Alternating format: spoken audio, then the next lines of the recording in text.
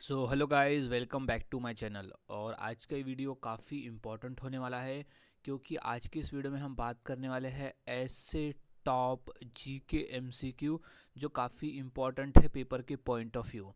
तो आज हम यहाँ 150 क्वेश्चंस की प्रैक्टिस करने वाले हैं। तो सभी क्वेश्चन इंपॉर्टेंट है, सभी क्वेश्चन के आंसर को अच्छी तरह से याद में रख लेना है। तो शुरुआत करते हैं आज के हमारे इस जीके स्टडी की। तो सबसे पहला प्रश्न है, एमएलए का फुल फॉर्म क्या है? तो इसका सही जवाब हो जाएगा member of legislative assembly. MLA का फुल फॉर्म होता है मेंबर ऑफ लेजिस्लेटिव असेंबली। अगला प्रश्न है, सीएम का फुल फॉर्म क्या है? तो वो होता है चीफ मिनिस्टर। सीएम का फुल फॉर्म होता है चीफ मिनिस्टर, यानी मुख्यमंत्री, जो कि किसी राज्य का मुख्यमंत्री होता है। अगला प्रश्न है, पीएम का फुल फॉर्म क्या है? तो इसका सही जवाब है प्राइम मिनिस्टर, यानी पीएम, प्राइम मिनिस्टर, जो कि होता है प्रधानमंत्री। अगला प्रश्न, कोविड का फुल फॉर्म क्या है? तो इसका सही जवाब है कोरोना वायरस डिजीज। कोविड का फुल फॉर्म होता है कोरोना वायरस डिजीज। अगला प्रश्न है, यूआरएल का फुल फॉर्म क्या है? तो इसका सही जवाब है यूनिफॉर्म रिसोर्स लोकेटर। यूआरएल का फुल फॉर्म होता है यूनिफॉर्म रिसोर्स लोकेटर। अगला प्रश्न है, एच का फुल फॉर्म क्या है? तो सही जवाब है hyper text markup language. Hyper text markup language होता है का फुल फॉर्म। अगला प्रश्न है, बैटरी का आविष्कार किसने किया? तो इसका सही जवाब है ओल्टा नामक वैज्ञानिक ने बैटरी का आविष्कार किया था। अगला प्रश्न है, टेलीग्राफ का आविष्कार किसने किया? तो वो है सैमुअल मोर्स। सैमुअल मोर्स नामक वैज्ञानिक ने टेलीग्राफ का आविष्कार किया था। अगला प्रश्न है, माइक्रोस्कोप का आविष्कार किसने किया?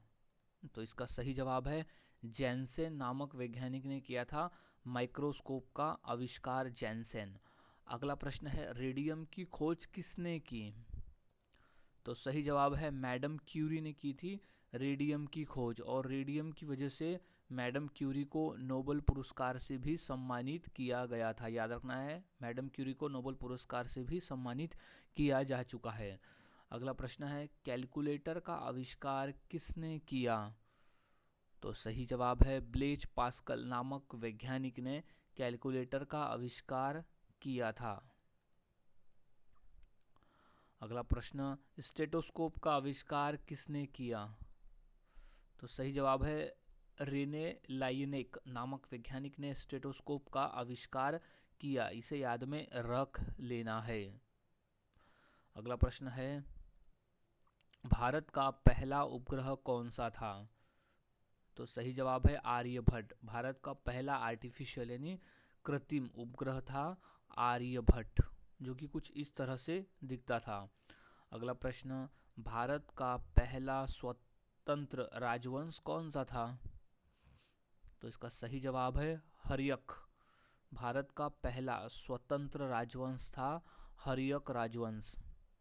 अगला प्रश्न, भारत का पहला स्वतंत्रता संग्राम कब हुआ? तो वो हुआ था 1857 में। भारत का पहला स्वतंत्रता संग्राम हुआ था। अगला प्रश्न, इस्लाम धर्म में प्रमुख पुस्तक कौन सी है? तो वो है कुरान। इस्लाम धर्म में जो प्रमुख पुस्तक है वो है कुरान। अगला प्रश्न है, भारत के प्रथम प्रधानमंत्री कौन थे?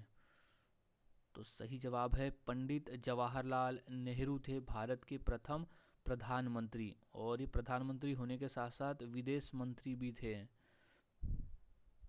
अगला प्रश्न, सिख धर्म की स्थापना किसने की? तो सही जवाब है गुरु नानक देव जी ने की थी सिख धर्म की स्थापना, गुरु नानक देव। अगला प्रश्न है, भारत का पहला प्रधानमंत्री कौन था? तो सही जवाब है डॉक्टर राजेंद्र प्रसाद थे। भारत के पहले राष्ट्रपति थे डॉक्टर राजेंद्र प्रसाद। अगला प्रश्न, जैन धर्म के संस्थापक कौन है? तो वो है आदिनाथ। जैन धर्म के संस्थापक है आदिनाथ, जिन्हें ऋषभ देव भी कहते हैं। वो जैन धर्म के संस्थापक है और पहले तीर्थकर है। लेकिन महावीर स्वामी को जैन धर्म का वास्तविक संस्थापक माना जाता है। अगला प्रश्न, बौद्ध धर्म की स्थापना किसने की?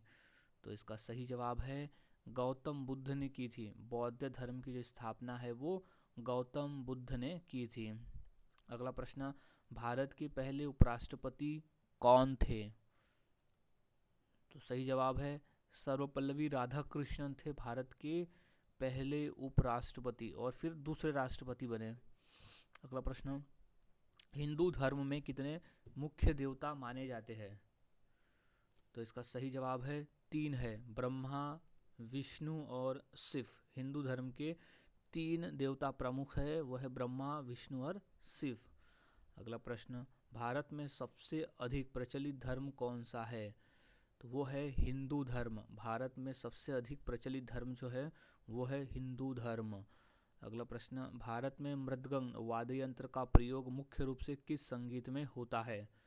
तो वो होता है कर्नाटक संगीत में। मृदंग वाद्य यंत्र का जो प्रयोग है वो कर्नाटक संगीत में होता है। अगला प्रश्न, भारत में प्रसिद्ध वाद्य यंत्र सारंगी किस संगीत में प्रयोग होता है?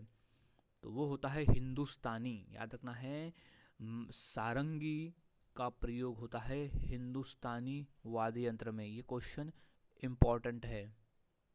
अगला प्रश्न, राग और ताल किस संगीत में महत्वपूर्ण होते हैं?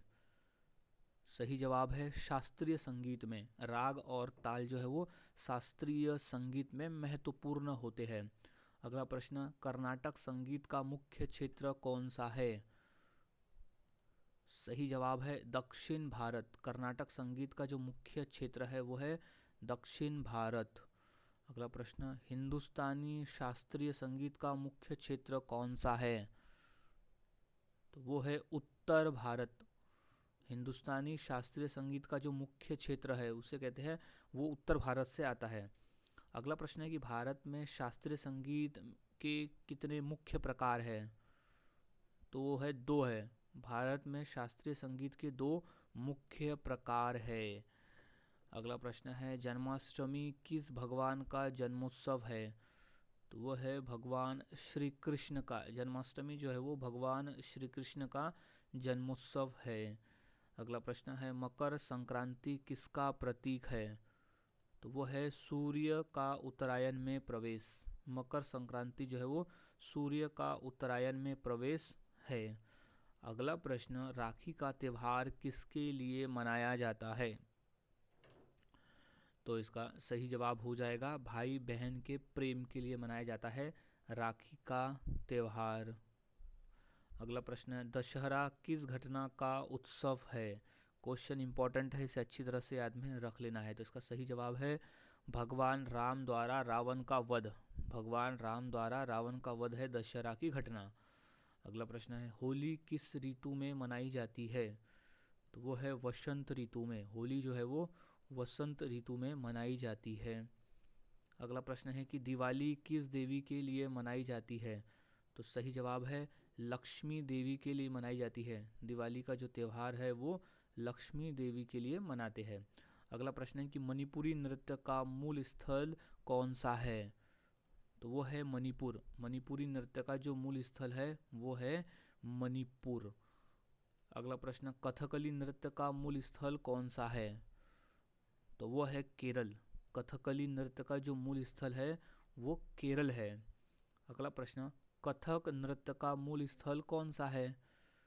तो वो है राजस्थान और उत्तर प्रदेश। कथक नृत्य का जो मूल स्थल है वो है राजस्थान और उत्तर प्रदेश।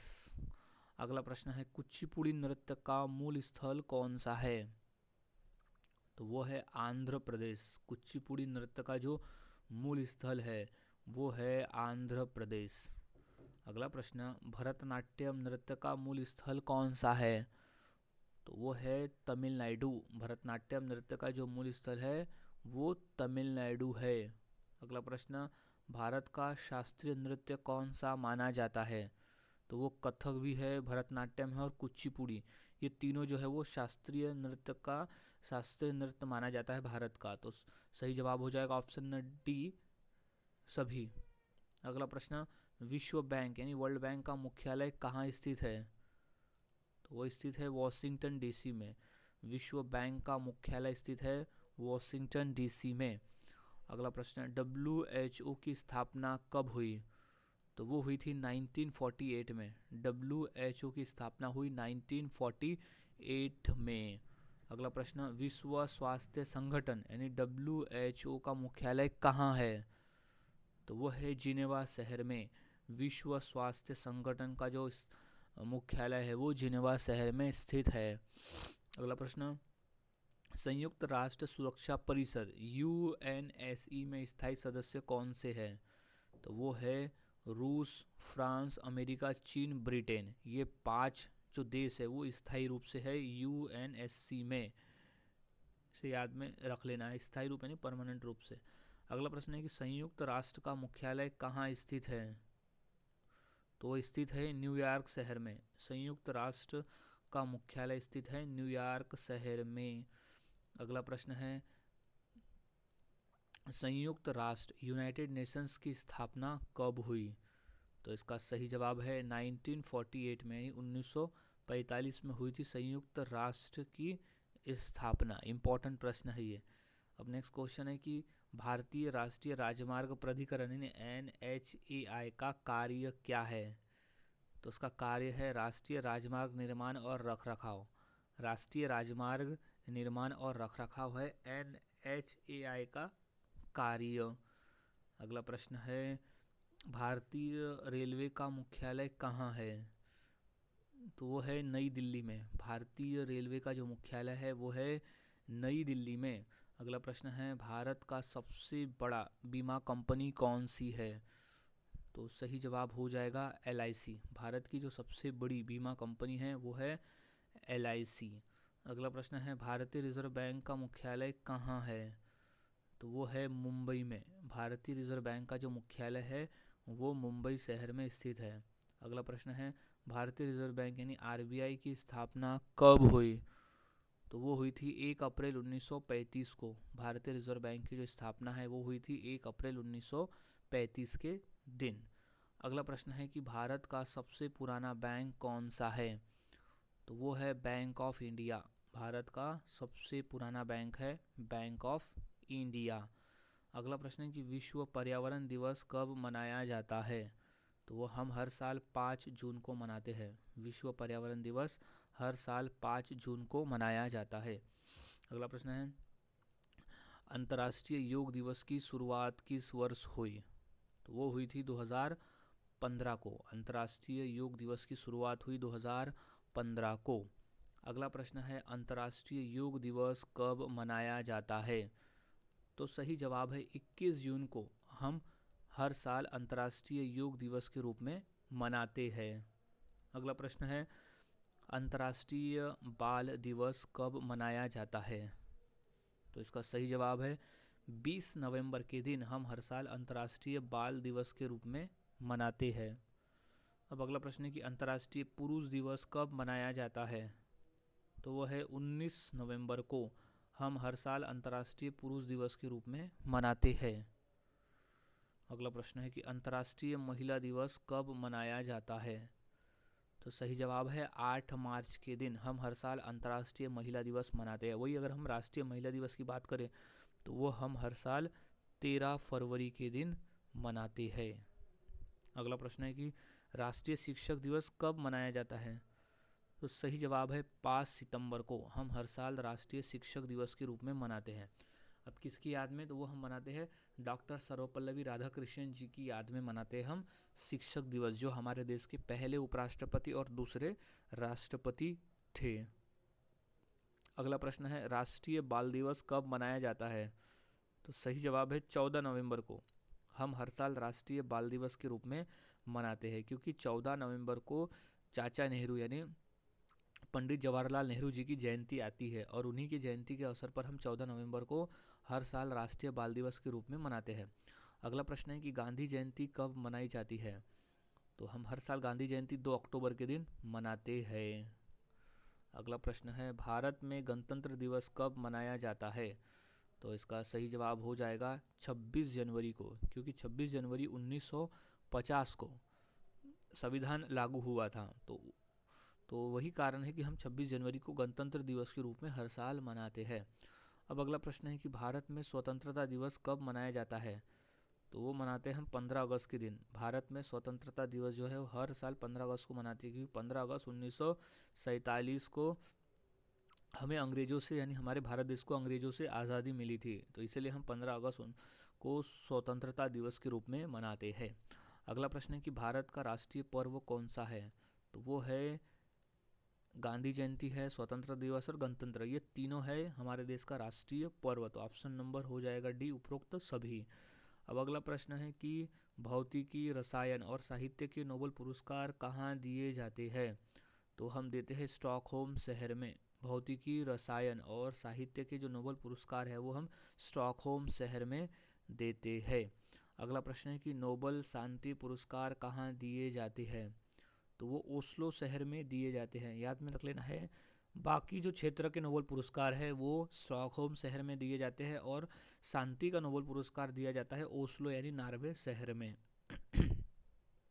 नेक्स्ट, नोबेल पुरस्कार किस क्षेत्र में दिया जाता है? तो वो है भौतिकी, रसायन, चिकित्सा, साहित्य, शांति और अर्थशास्त्र, ये 6 क्षेत्रों में दिया जाता है नोबेल पुरस्कार, याद में से रख लेना है।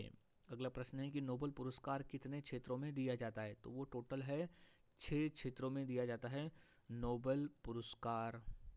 अगला प्रश्न है कि नोबेल पुरस्कार की स्थापना किसने की थी? तो इसका सही जवाब हो जाएगा अल्फ्रेड नोबेल ने की थी नोबेल पुरस्कार की स्थापना, याद में रख लेना। अल्फ्रेड नोबेल थे एक वैज्ञानिक जिन्होंने डायनामाइट का भी आविष्कार किया था, और उन्हीं ने अपने ये नोबेल पुरस्कार की स्थापना की थी। अगला प्रश्न है कि नोबेल पुरस्कार की शुरुआत किस वर्ष हुई? तो इसका सही जवाब है 1901 में हुई थी नोबेल पुरस्कार की शुरुआत, और हर साल इसे 10 दिसंबर को दिया जाता है, याद में रख लेना है। लेकिन इसकी घोषणा जो है, यानी किसने नोबेल पुरस्कार जीता है, उसकी घोषणा अक्टूबर महीने में हो जाती है और दिया जाता है दिसंबर के महीने में, यानी 10 दिसंबर को। अगला प्रश्न है कि पद्म पुरस्कार कितने प्रकार के होते हैं? तो वो 3 प्रकार के होते हैं। पद्म पुरस्कार जो है वो 3 प्रकार के हैं, पद्म भूषण, पद्मश्री और पद्म विभूषण, ये 3 प्रकार के पद्म पुरस्कार है। अगला प्रश्न है कि भारत रत्न किन क्षेत्रों में दिया जाता है? भारत रत्न किन क्षेत्रों में दिया जाता है, इसे करना है। तो इसका सही जवाब है कि कला, साहित्य, विज्ञान और सार्वजनिक सेवा। कला, साहित्य, विज्ञान और सार्वजनिक सेवा के क्षेत्रों में दिया जाता है भारत रत्न पुरस्कार। अगला प्रश्न, भारत रत्न अब तक कितने लोगों को दिया जा चुका है? तो इसका सही जवाब है 53 लोगों को दिया जा चुका है। भारत रत्न जो है अब तक 53 लोगों को दिया जा चुका है। अगला प्रश्न है कि भारत रत्न सबसे पहले किसे दिया गया था? तो दिए गए ऑप्शन में से भारत रत्न सबसे पहले सी राजगोपालाचारी को दिया गया था। भारत रत्न सबसे पहले, याद में से रख लेना है। इसके अलावा सबसे पहले सर्वपल्लवी राधाकृष्णन और सीवी रमन, इन्हें भी दिया गया था, यानी 3 लोगों को एक साथ दिया गया था भारत रत्न। सी राजगोपालाचारी, सर्वपल्लवी राधाकृष्णन और सर सीवी रमन, ये तीनों को एक साथ भारत रत्न दिया गया था सन 1954 में, उस समय के राष्ट्रपति डॉक्टर राजेंद्र प्रसाद के द्वारा। अगला प्रश्न है भारत रत्न पुरस्कार की शुरुआत कब हुई? तो वो हुई थी 1954 में हुई थी भारत रत्न पुरस्कार की शुरुआत। अगला प्रश्न है कि भारत का सर्वोच्च नागरिक सम्मान पुरस्कार कौन सा है? तो वो है भारत रत्न। भारत का सर्वोच्च नागरिक सम्मान पुरस्कार है Bharat Ratna. So next question है, वंदे मातरम किस पुस्तक से लिया गया है, यानी वंदे मातरम गीत? तो इसका सही जवाब है आनंद मठ से लिया गया है वंदे मातरम गीत। और वंदे मातरम जो है वो हमारे भारत देश का राष्ट्रीय गीत है, और आनंद मठ के जो रचयिता है वो है बंकिम चंद्र चटर्जी। अगला प्रश्न है आनंद मठ के लेखक कौन है? तो सही जवाब है बंकिम चंद्र चट्टोपाध्याय है आनंद मठ के लेखक। अगला प्रश्न, इंडिया विंस फ्री पुस्तक किसने लिखी है? तो सही जवाब है मौलाना अबुल कलाम आज़ाद द्वारा लिखी गई है इंडिया विंस फ्रीडम नामक पुस्तक। अगला प्रश्न है कि माय एक्सपेरिमेंट विथ ट्रूथ किसकी आत्मकथा है? तो सही जवाब है महात्मा गांधी जी की आत्मकथा है माय एक्सपेरिमेंट विथ ट्रूथ। अगला प्रश्न है डिस्कवरी ऑफ इंडिया के लेखक कौन है? तो इसका सही जवाब है जवाहरलाल नेहरू है डिस्कवरी ऑफ इंडिया के लेखक। अगला प्रश्न गीता रहस्य पुस्तक के लेखक कौन है? तो इसका सही जवाब है लोकमान्य तिलक है गीता रहस्य नामक पुस्तक के लेखक। अगला प्रश्न है ओलंपिक खेलों की शुरुआत किस देश में हुई? तो वो हुई थी ग्रीस में। ओलंपिक खेलों की जो शुरुआत है वो ग्रीस देश में हुई है। अगला प्रश्न है आधुनिक ओलंपिक खेलों की शुरुआत कब हुई? तो वो हुई 1896 में हुई है आधुनिक ओलंपिक खेलों की शुरुआत। अगला प्रश्न है ओलंपिक खेल कितने वर्ष के अंतराल पर होते हैं? तो वो 4 वर्ष के अंतराल पर होते हैं ओलंपिक खेल। अगला प्रश्न है ओलंपिक खेलों का आदर्श वाक्य क्या है? तो वो है फास्टर हायर स्ट्रॉन्गर। ओलंपिक खेलों का जो आदर्श वाक्य है वो है फास्टर हायर और स्ट्रॉन्गर। अगला प्रश्न है ओलंपिक खेलों का प्रतीक कितने छल्लों से बना है? तो वो है 5 छल्लों से बना हुआ है ओलंपिक खेलों का प्रतीक, जो होता है यूरोप, अफ्रीका, अमेरिका, एशिया और ऑस्ट्रेलिया। ये 5 महाद्वीप है, उनसे बना होता है ओलंपिक खेलों का छल्ला। अगला प्रश्न हॉकी भारत का राष्ट्रीय खेल माना जाता है।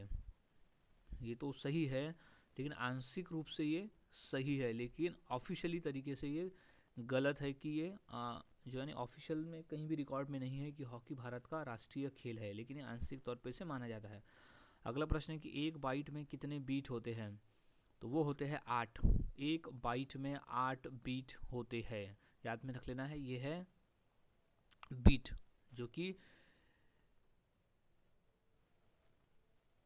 8 बीट है, जो कि एक बाइट के बराबर है। अगला प्रश्न है कि कंप्यूटर की सबसे छोटी इकाई क्या है? तो वो होता है बीट। कंप्यूटर की जो सबसे छोटी इकाई होती है वो होती है बीट इकाई। अगला प्रश्न है बाइनरी संख्या प्रणाली में कितने अंक होते हैं? तो वो होते हैं 2 अंक। बाइनरी संख्या प्रणाली में 2 अंक होते हैं। अगला प्रश्न कंप्यूटर में डेटा किस रूप में संग्रहित होता है? तो सही जवाब है बाइनरी रूप में संग्रहित होता है। याद रखना है कंप्यूटर में जो डेटा है वो बाइनरी रूप में संग्रहित होता है। अगला प्रश्न है कंप्यूटर के जनक किसे कहा जाता है? तो उसे कहते हैं चार्ल्स बैबेज को। कंप्यूटर का जनक जो है वो चार्ल्स बैबेज को कहा जाता है। अगला प्रश्न है कि कंप्यूटर क्या है? तो कंप्यूटर जो है वो इलेक्ट्रॉनिक मशीन है। कंप्यूटर जो है वो एक इलेक्ट्रॉनिक मशीन है। अगला प्रश्न है कि कोशिका सिद्धांत किसने दिया? तो वो स्लाइडर और स्वान ने दिया था।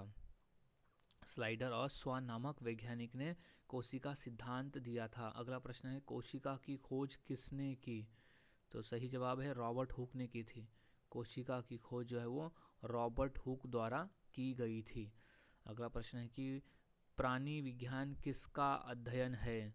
तो वो अध्ययन है जंतुओं का। प्राणी विज्ञान जो है वो जंतुओं का अध्ययन है। अगला प्रश्न है कि वनस्पति विज्ञान किसका अध्ययन करता है? वो करता है पौधों का। वनस्पति विज्ञान जो है वो पौधों का अध्ययन करता है। अगला प्रश्न है जीव विज्ञान के जनक कौन माने जाते हैं? तो वो है अरस्तु।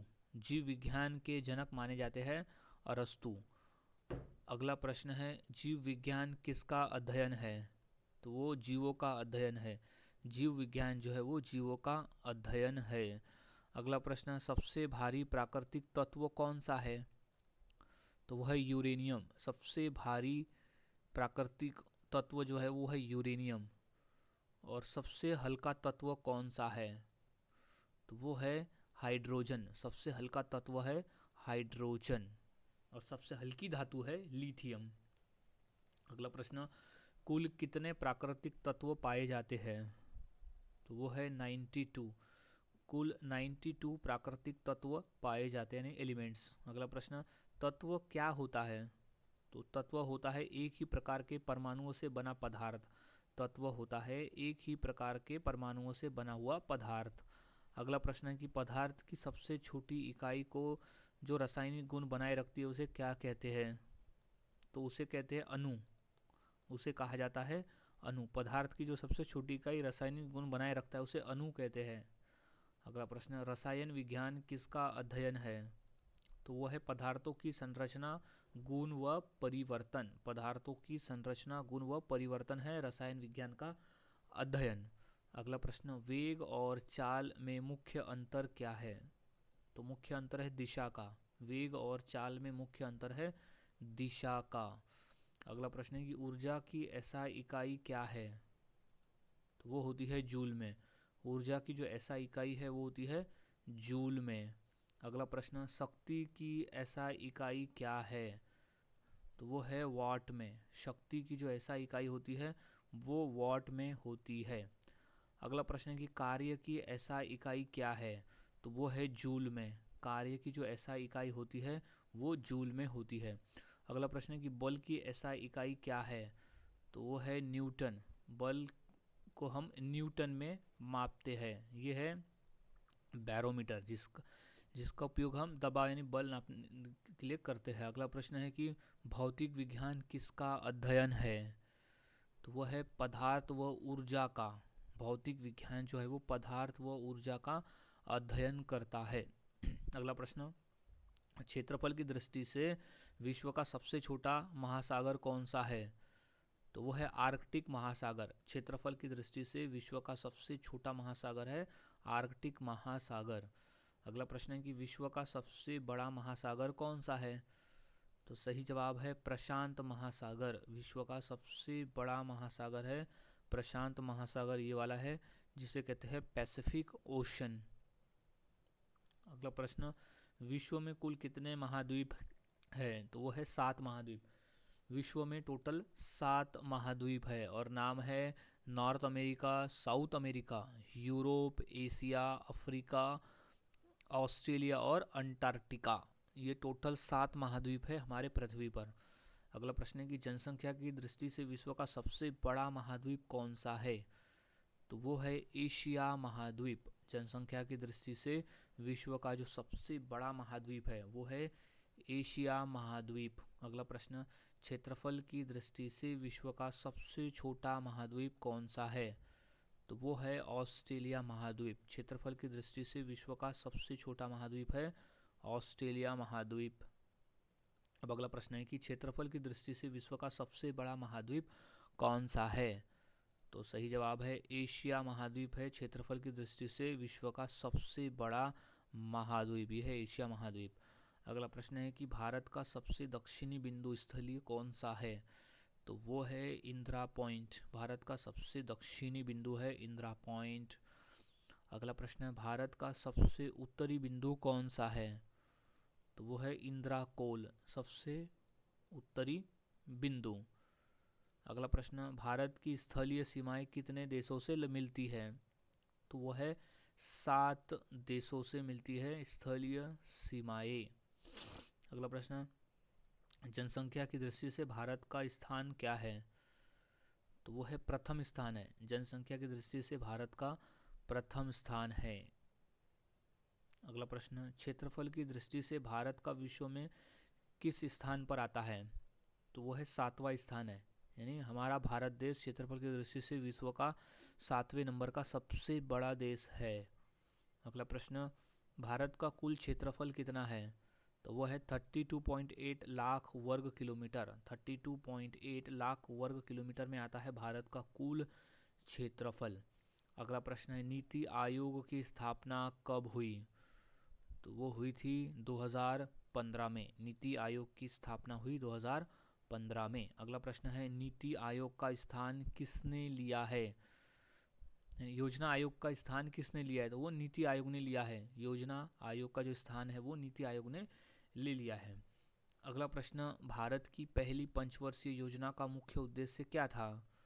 तो उसका उद्देश्य था कृषि विकास। कृषि में विकास था भारत की पहली पंचवर्षीय योजना का मुख्य उद्देश्य। अगला प्रश्न है कि भारत की पहली पंचवर्षीय योजना किस वर्ष शुरू हुई? तो वो हुई थी 1951 में, यानी 1951 में भारत की पहली पंचवर्षीय योजना की शुरुआत हुई थी। अब अगला प्रश्न है कि भारत में योजना आयोग की स्थापना कब हुई? तो वो हुई थी 1950 को, यानी 15 मार्च 1950 के दिन हुई थी भारत में योजना आयोग की स्थापना। अगला प्रश्न है कि भारतीय अर्थव्यवस्था का स्वरूप कैसा है? तो वह है मिश्रित। भारतीय अर्थव्यवस्था का जो स्वरूप है वो है मिश्रित। नेक्स्ट है, भारतीय संविधान कब लागू हुआ? तो सही जवाब है 26 जनवरी 1950 को भारत का संविधान लागू हुआ, इसलिए हम 26 जनवरी को गणतंत्र दिवस के रूप में मनाते हैं हर साल। अगला प्रश्न है, भारतीय संविधान को अंगीकृत यानी अडॉप्ट कब किया गया?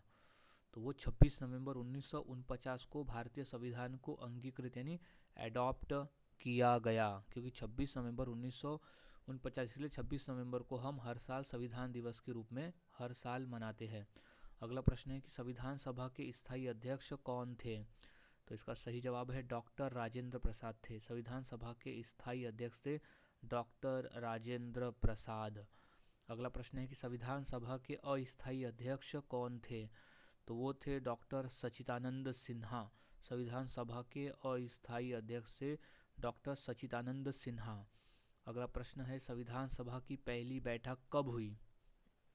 तो वो हुई थी 9 दिसंबर 1946 को हुई थी संविधान सभा की पहली बैठक। अगला प्रश्न, संविधान सभा की स्थापना कब हुई? तो वो हुई थी 1946 को हुई थी भारतीय संविधान सभा की स्थापना। अगला प्रश्न है, ओलंपिक खेलों की शुरुआत कहाँ हुई? तो वो हुई थी यूनान में। ओलंपिक खेलों की जो शुरुआत है वो हुई थी यूनान में। इम्पॉर्टेंट प्रश्न है। अगला प्रश्न है, पिरामिड की सभ्यता की देन है?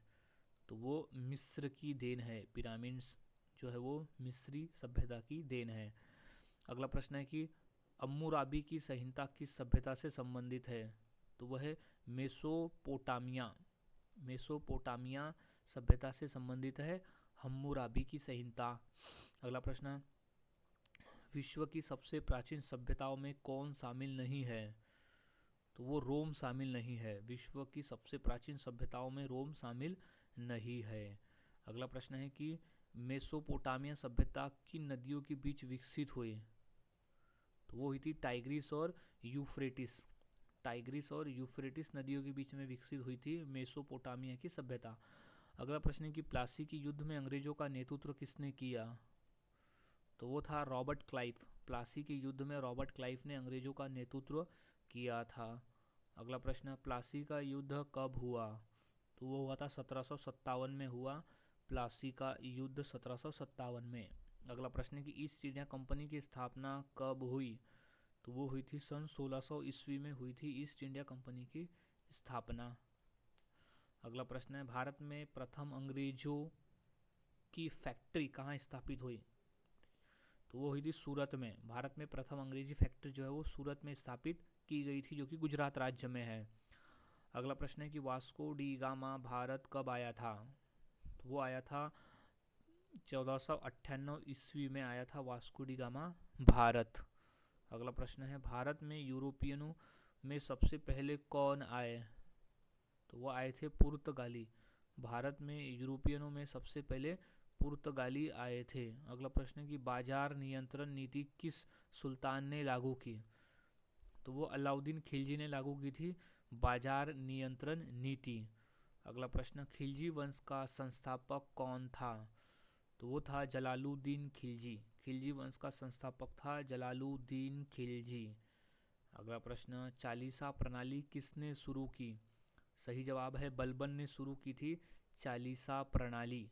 अगला प्रश्न, दिल्ली सल्तनत की प्रथम महिला शासक कौन थी? तो वो थी रजिया सुल्तान। दिल्ली सल्तनत की पहली महिला शासक थी रजिया सुल्तान, जो कि गुलाम वंश से संबंधित थी। अगला प्रश्न, गुलाम वंश का संस्थापक कौन था? तो वो था कुतुबुद्दीन ऐबक। गुलाम वंश का संस्थापक था, जिसे हम मामलुक वंश भी कहते हैं। गुलाम वंश को मामलुक वंश भी कहा जाता है। अगला प्रश्न है कि दिल्ली सल्तनत का संस्थापक कौन था? तो इसका सही जवाब हो जाएगा कुतुबुद्दीन ऐबक था दिल्ली सल्तनत का संस्थापक। अगला प्रश्न, गायत्री मंत्र किस वेद में है? तो वो वेद है ऋग्वेद में है गायत्री मंत्र, याद में रख लेना। और ऋग्वेद जो है वो सबसे पुराना वेद है। अगला प्रश्न है कि ऋग्वेद के देवता कौन थे? तो वो थे इंद्र, इंद्र देवता थे। ऋग्वेद को जो देवता थे वो थे इंद्र देवता। अगला प्रश्न है कि ऋग्वेद में कितने मंडल है? तो वो है 10 मंडल। ऋग्वेद में टोटल 10 मंडल है। अगला प्रश्न है कि हड़प्पा सभ्यता का बंदरगाह नगर कौन सा था? तो सही जवाब है लोथल। हड़प्पा सभ्यता का बंदरगाह नगर था लोथल, जो कि गुजरात राज्य में स्थित है। अगला प्रश्न है कि हड़प्पा सभ्यता का सबसे बड़ा नगर कौन सा था? तो वो था मोहेनजोदड़ो।